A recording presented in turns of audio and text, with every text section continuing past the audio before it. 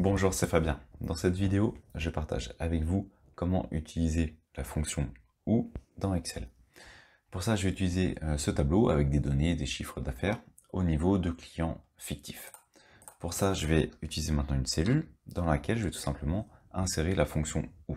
Qu'est-ce qu'elle permet? Eh bien, elle permet tout simplement de vérifier si les arguments que l'on va passer sont vrais ou faux. Et pour ça, on va passer deux arguments qui vont être testés, et si l'un des deux est bon, cela permettra d'afficher la valeur vraie. Par contre, si les deux sont bons, on va également afficher la valeur vraie. Par contre, pour avoir la valeur fausse, il faut que les deux soient faux.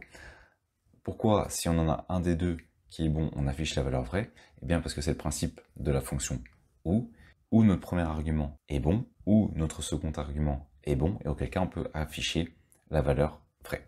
On va faire un exemple tout de suite. Imaginons maintenant que l'on teste ici le chiffre d'affaires, le montant. Par exemple, on va donc indiquer la fonction OU.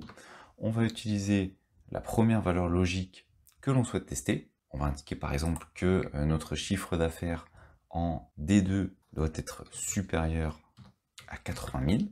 On va indiquer une deuxième valeur logique. Alors vous voyez qu'on peut utiliser plusieurs valeurs logiques, plusieurs tests. Tout à l'heure j'ai dit 2, parce que c'est généralement la première utilisation qu'on va faire. Mais on peut aller plus loin que 2, on peut en avoir 3, 4, 5. Et à partir du moment où une des valeurs sera bonne, eh bien on va avoir la valeur vraie. À partir du moment où le test que l'on va effectuer, comme ici, est-ce que ma cellule D2 est supérieure à 80 000? Si un des tests que j'effectue dans ma formule est bon, alors j'aurai la valeur vraie.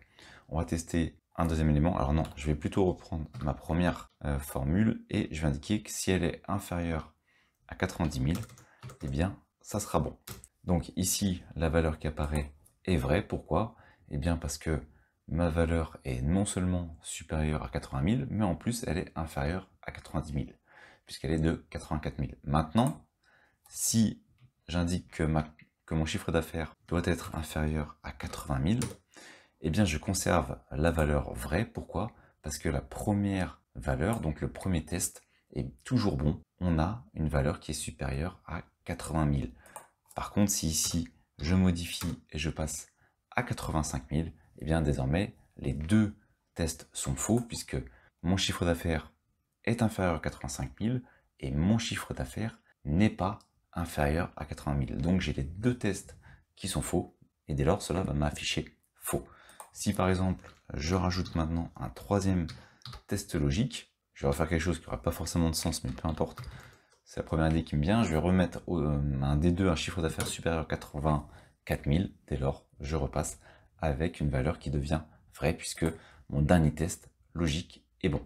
Donc cette fonction elle est particulièrement utile, notamment on peut la coupler avec d'autres fonctions. Ici je vais par exemple indiquer 80 000 pour que ça redevienne vrai.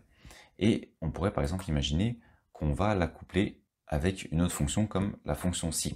Alors un élément qui peut être intéressant, si vous souhaitez avoir les deux éléments vrais, c'est-à-dire que si vous souhaitez que lors du test les deux éléments soient vrais pour qu'il y ait la valeur vraie qui apparaisse, eh bien il faut remplacer ou par et, c'est donc une autre fonction que l'on va utiliser dans ce cas-là, et auquel cas ici on aurait la valeur fausse puisque D2 qui représente 84 000 est bien supérieur à 80 000, par contre il n'est pas inférieur à 80 000, donc on n'a pas les deux tests logiques qui sont bons. Lorsqu'on fait et, il faut que tous les tests logiques soient bons, alors que ou, on n'a besoin que d'un seul test.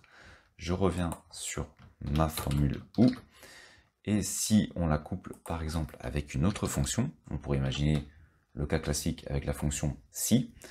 Avec la fonction si, on va donc tester nos deux tests logiques qui vont renvoyer soit vrai, soit faux. Si le renvoi vrai, comme on peut le voir ici avec la fonction si la valeur est vraie, alors on peut indiquer un élément, alors soit on repart sur une nouvelle fonction, soit on peut indiquer un élément directement, ou même une valeur si on le souhaite. Je vais indiquer par exemple parfait, et si par contre la valeur est fausse, eh bien on va tout simplement indiquer la valeur est fausse. Voilà. Je fais entrer, et désormais, puisque ma valeur est vraie, j'ai la phrase parfait qui apparaît. Je peux également, bien entendu, vérifier, j'ai le cas où ma valeur serait fausse.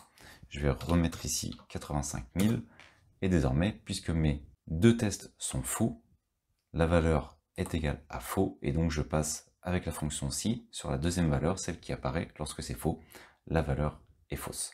Donc voilà comment on peut utiliser la fonction OU. C'est une fonction très simple à utiliser et qui peut rendre bien des services. Merci d'avoir suivi cette vidéo jusqu'à la fin. Si cette dernière vous a été utile, vous pouvez la partager ou simplement ajouter un pouce bleu. Cela participe à faire découvrir cette vidéo. Vous pouvez également vous abonner à la chaîne et activer les notifications. Je publie régulièrement du contenu. Merci et je vous dis à bientôt pour une nouvelle vidéo.